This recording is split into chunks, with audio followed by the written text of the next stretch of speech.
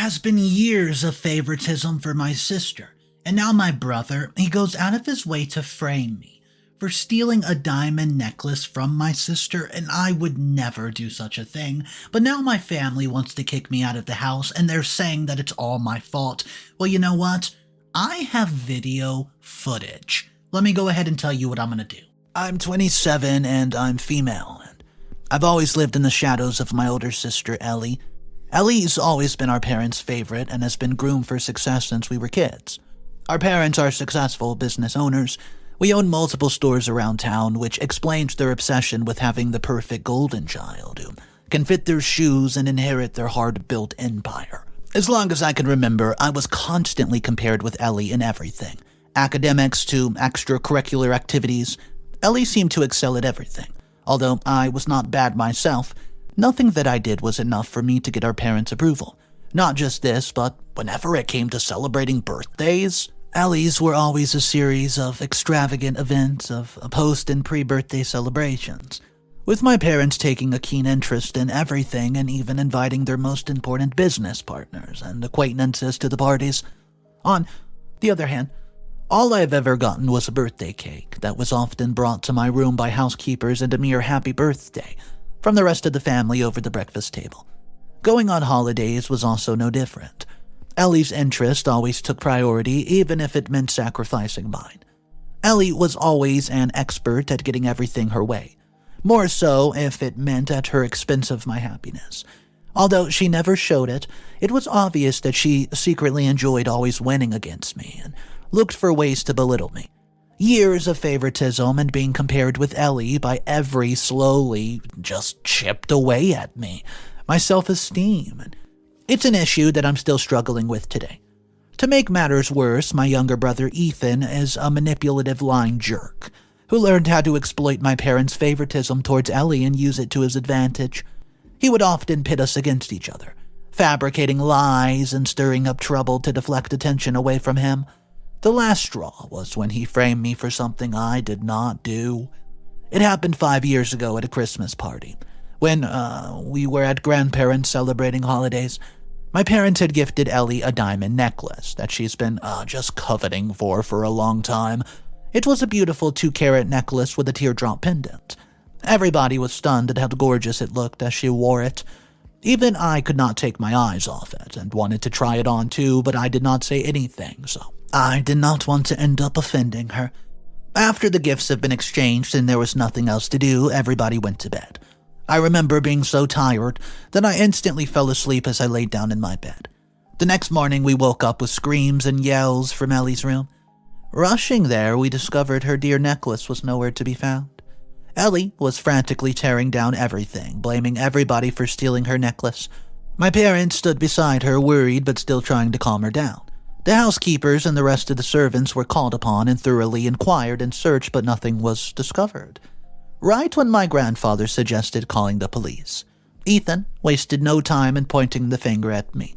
He claimed that he saw me sneaking around Ellie's room late at night. Well, I was a bit bewildered and denied his accusation, but without hearing me out, Ellie charged at me, pulling my hair, throwing punches, screaming at me to return her necklace. Nobody came to my rescue until my grandma intervened and pulled us apart. I tried convincing everybody that I have not stolen Ellie's necklace. I even offered my room to be searched, but no one heard me. Instead, my parents, blinded by their favoritism and years of manipulation, did not even hesitate to believe Ethan and just demand I return the necklace. When I could not, I was asked to leave the house. Not only was I driven out of our house, but also my family business and everything else. My cards were canceled, my car and other privileges yanked away, and everyone cut ties with me completely, and not even my grandparents, cousins, or family friends would have anything to do with me. For 5 years, nobody contacted me. It was the hardest time of my life, but I still pushed through. I couch surfed. I worked multiple jobs to make ends meet, and I struggled to rebuild my life from scratch. I also worked as a receptionist at a motel and got into a local community college. I completed my art degree and found a graphic designer job in a renowned multinational marketing agency. I even got into a happy relationship and got an apartment of my own. My boyfriend Dave, he knew all of my struggles and helped me in any way that he could. I was moving along fine, earning 6 digits a month and living with my boyfriend when I received a text message. It was Ellie, and for a couple of months I was shocked and was unable to move. After so many years, somebody from my family had contacted me. All kinds of thoughts started running across my mind, and my heart sank deeper with each of them. "Hello, Meg. We're sorry for what we did to you. Please come back. We miss you and want just things to go back to how they were. Mom and Dad desperately want to meet you again, too. Call me when you see this message." I let out a strangled cry that rang through the room. I didn't know what to think, and I had trouble breathing. Dave rushed into the room, and I was taken to the hospital, where they told me I was having an anxiety panic attack. It was the worst. Upon reaching home, I explained everything to my boyfriend, Dave, who encouraged me to talk to my family and accept their apology. A part of me did not want to. The wound their betrayal had given me was still very green and made me think I was better off without them. Nevertheless, I agreed to give them a second chance and give Ellie a call. What I found out made me realize it was not them trying to make amends with me out of genuine love, but because of the rules of karma. So, what happened was Ethan has been stealing from our parents' savings for a long time. Even embezzled money from the company's accounts, and he connived, and his self was now an open truth. Our parents had found everything out that he did, even the things about the necklace 5 years ago. He tried to sell the necklace after a few years holding on to it, thinking everybody had forgotten about it, but it was an extremely valuable thing, and you can never sell them without proper official receipts or the original owner, or whatever it is. And when Ethan tried to sell it, the jewelry requested the receipts, and when Ethan could not give it, he called the cops, resulting in everybody finding out. Mom and Dad, they were furious, and they filed a report against Ethan, and Ethan even served jail time because of it. That's not all, but Ellie has caused severe damage to our parents' reputation and business. Due to her reckless spending habits, she was often part of a different scandal here and there. Her entitled and impudent behavior has caused the loss of many partnerships and profitable deals, causing billions of losses in the business profitability. In the end, our parents had to sell all their properties, including our mansion, and move in with grandparent. Ellie and Ethan had caused them severe damage, and now they found out I was living a successful life, making more money than their precious children ever did, and wanted a piece of my success to help them get back on their little feet. After finding everything out, I could not believe how toxic my family could be. For days, Ellie kept texting and calling me. One time, even my mom called sobbing and asking for my forgiveness, but that doesn't change the fact of what they did to me, and left me alone when I needed them the most.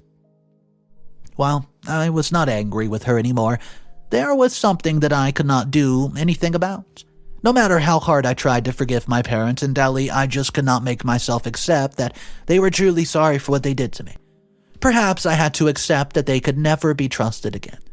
I feel sorry for them, that they had to go through such pain. But whatever happened to them was a fruit of their wrongdoing, and they'd ruined their lives all because of their own decisions and poor parenting.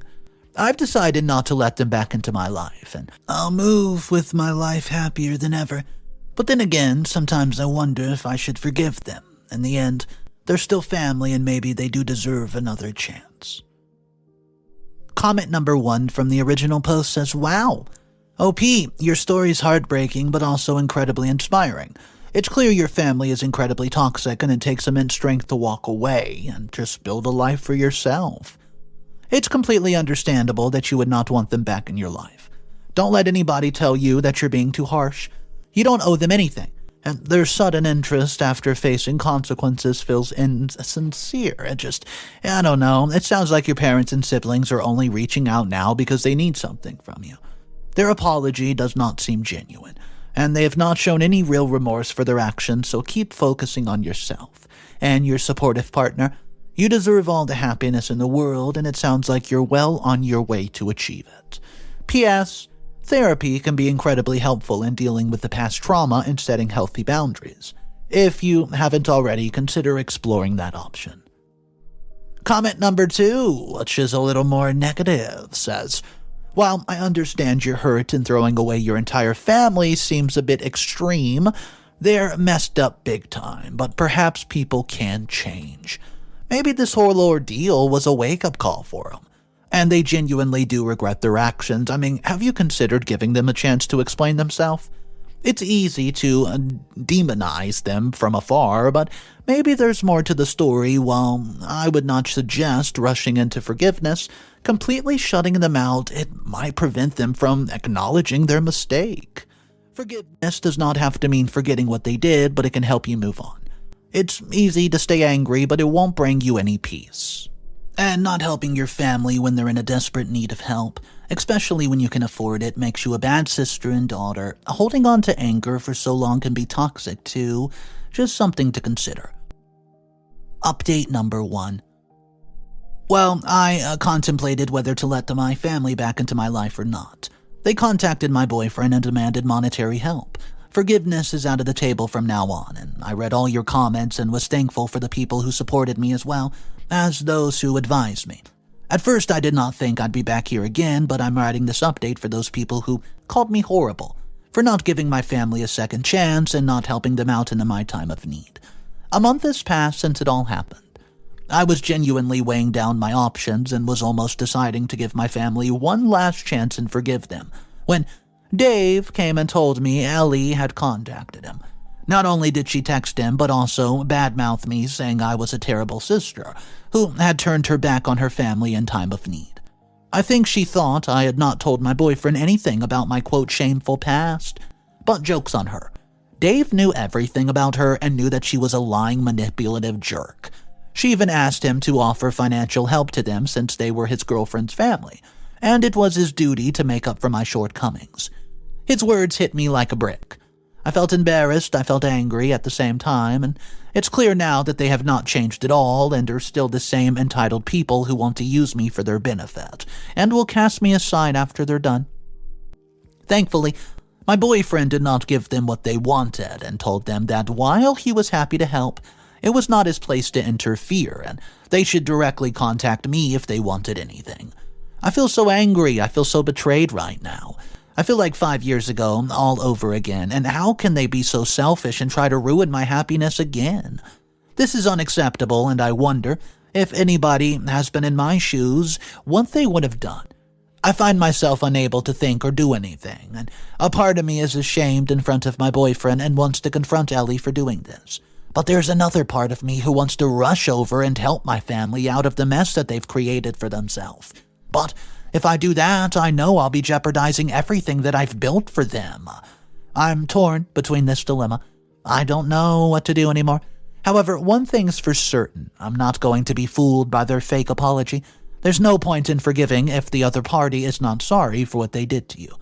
I'm considering giving Ellie a call and confronting her about her actions. I've had enough. My family also needs to have a taste of their own medicine. Update 2. Confrontation with Ellie. A lot of you have been asking, so here's the update. Last week, I finally mustered up the courage to call Ellie. She picked up on the second phone ring and I said hello. Her voice had the same arrogant tone as years ago, and that brought back old memories, and I realized that I've begun to shake. Thankfully, Dave was sitting beside me and held my hand to let me know that I was no longer alone in this. This gave me the strength to speak up and confront Ellie, and she said, "How are you?" "You should not have contacted Dave." I went straight to the point. "Well, if you aren't willing to help out the family, then your partner should know." A hint of belittlement in her tone. It infuriated me, and I could not believe it. Even when she asked for help, she was still being so full of herself and trying to put me down. But that's not how it goes anymore. No, if she needs my help, then she needs to be sorry and beg for it. Maybe then I could help her, but instead of yelling, I copied her exact arrogant tone and calmly said, "If you need my help, then you need to work for it. You and the rest of the family have been unfair to me since the day I was born. You know it better than anybody, so now if you want me to help you, you make everybody say sorry to me, including Ethan. And I don't want a half-hearted apology, I want you to confess. What you did to me all those years, and you need to beg me for it. Perhaps then I might consider lending you a bit of hard-earned money. But if you can't do that, then forget getting anything from me. And if you contact my boyfriend ever again for any reason, you won't be getting my phone calls again. Instead, you'll get an exclusion order from the cops." After saying that, I immediately hung up, and before the call disconnected, I heard her gape. I bet she did not expect me to do it. I mean, in her mind, I was the same innocent little sister who used to get easily scared and cave with everything that was demanded of her.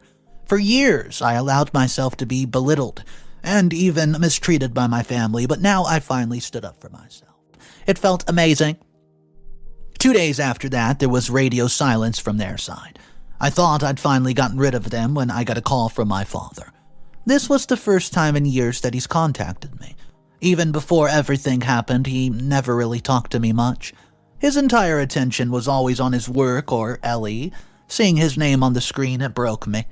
As I wondered if I should pick up the call, I found myself shaking again, struggling to breathe. I was having another panic attack, and he still had the effect on me. It made me lose all the confidence that I've gathered up to take a stand for myself. I could not pick up the call, and the phone rang until it stopped. I thought I was finally healing from the trauma, but now it feels like I'm back at square one. I need advice about what exactly I should do. Update number 3, therapy session. Hey everyone, I wanted to share a personal update with you, especially those who offered support and guidance throughout my story. About what's been going on with me lately, well, after doing a lot of thinking and mainly because of a lot of your advice, I finally decided to give therapy a go. At first, it was not an easy decision to make, but Dave has been a constant support and helped me figure it was probably the right thing for me to do. So far, therapy has been a really positive experience for me. My therapist is super supportive and understanding, and it's been really helpful to have a safe space to talk about things without feeling judged. She's helped me unpack a lot of my past traumas and fears of stemming mainly from my family. I've also been able to find out so much about myself and how I've been harboring so much grief and anger inside me, which had prevented me from moving on. One important thing that I've been working on together with my therapist is how to control my emotions and set boundaries with my family without hurting myself in return. These sessions have really helped me figure things out and be more self-composed. Finally, after weeks of sessions, I decided I was ready to talk to my dad. I knew it was not going to be easy, but one thing was clear this time. I was in control of my emotions and was not going to panic like last time. Before calling him, I even rehearsed with Dave about our conversations and how I could put my thoughts into words in a better way so we could finally have a talk like adults. It's not like a father and daughter. He picked up at the first ring as if he was waiting for my call. It surprised me a lot because I was expecting him to not pick up given his usual self, and on the phone he sounded different. Unlike he was all those years in the past, he talked to me politely and calmly, and so did I. We had a heartfelt conversation about everything, including Ellie, Ethan, and Mom. Surprisingly, he listened to me quietly, and when I was done talking, I realized I was crying and maybe he was too. He apologized to me, and it was for real this time. I could feel the remorse in his voice, and he said that he finally realized how bad of a parent he's been. Not just me, but to Ethan and Ellie as well. By ignoring all their mistakes and pampering them every step of the way, we talked for a solid 2 hours, and later he invited me over for dinner with the rest of the family if I was willing to come. He asked me for a second chance and promised that he would try to be a better father for me this time. I could not be more happy, to be honest. If this was the truth and he really wants to mend our relationship, then it's never too late. He is my dad, after all, and I love him, and, well, despite everything, so... Now I'm going over to my grandparents this weekend for dinner and have better hopes for everything. I will keep you guys updated about it. Meanwhile, wish me luck. Update number 4, meet up with family. You guys have been wonderful. I cannot believe I have so many people rooting for me, and if I'm being honest, it makes me tear up every time. As for those who have only negative things to say, I've finally learned not to pay attention to that thing that could hurt me, and I'm only going to focus on things that make me happy. So here's an update from my family dinner. Dave dropped me there and he had offered to come along, but I told him it was something I needed to do by myself. I could feel my heart beating loudly against my chest as I said that and made my way to my grandparents' house. It was my father who opened up the door and welcomed me. The rest of the family just stood behind him, and before coming over, I had wondered if we had hugged or maybe we should shake hands, but nothing like that even happened. Everything was extremely awkward, followed by a long silence, and Ellie was there too, and so was Ethan, and seeing them filled me with sadness and grief again. As much as I wanted to reconcile with my family, I could not find it in myself to get back together with them, as if nothing had happened. I decided I would not force myself to forgive anyone or do anything. I'll do only as much as my emotional capability allows me to do so. The dinner was going silently, but then my father initiated the conversation. Emily, Ethan, do you have something to say to your sister? He said aloud, and I glanced over at them, and Emily had a sour expression upon her face, but Ethan's face was hard to read. What did we talk about again? I'm sorry, Ethan said, but I was just a bland I'm sorry, and it's as bland as I imagined it to be. He was the same person still, and I expected nothing different from him. Ellie, I've never done anything wrong, I'll say it. Ellie finally spoke up. There's nothing for me to apologize for. All I know is that right now we need any help we can get, and she's trying to play God. I'm not going to say sorry for anything. She's there to fulfill her duty by helping out us and repaying us for all the kindness we've shown her throughout the years. Ellie said and stormed out of the room. I could not believe my ears. Was she really my sister? How could she be so cruel? And which kindness was she talking about? I realized it was a mistake coming here. I wanted to storm out of the room too and never see their face again, but then I saw my dad, whose face was down with shame. He was crying. Mom sat beside him, and she seemed skinnier, but her eyes were still sharp and ready to blame me for everything. Nobody had changed. Nobody but Dad. So I quietly went over to him and placed an envelope that carried a check for $500,000 right there on the table, and I said, "Please do not contact me ever again. This is all I can do. Don't expect anything from me anymore. Just leave me alone." I walked out of the house, and I don't think I'll ever talk to my family again. No, I no longer consider them family, and I have nothing to do with them anymore. Update number 5. Final update. Hey guys, I think this is going to be it. 2 months have passed since I last updated you, and during this period, your support has been really overwhelming. I feel like a family has sprouted somewhere, right here supporting me in everything, and it's been so kind. A lot of you have been asking, so after my family dinner, I've completely severed ties with them. I've blocked their numbers, I've blocked their emails, and every other route that they could contact me with.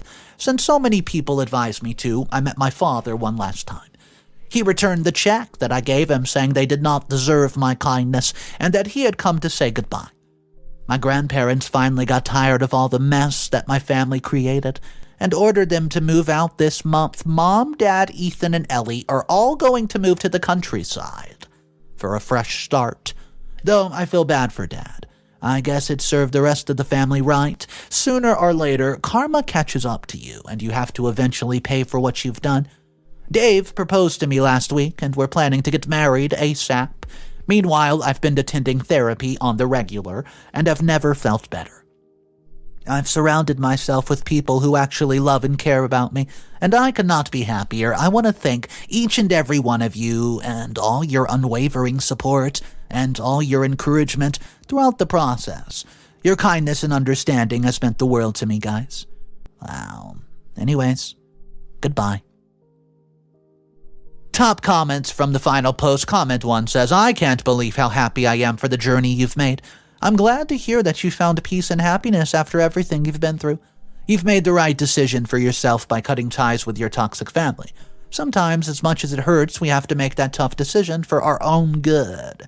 And this step will only help you always, so be thankful. Anyways, kudos to your father to finally realizing his mistake and letting go, since trying to force himself into your life will only bring you more trouble and pain. As for your siblings, I wish them hell, and I hope that they face way worse than anything that you've been through. And yes, congratulations on your beautiful engagement. Dave has been nothing but a green flag in your journey, and I have nothing but the best wishes for the both of you. Anyways, toodles. Final comments. While I understand the hurt and frustration that you must have experienced with your family, I can't help but feel a bit concerned,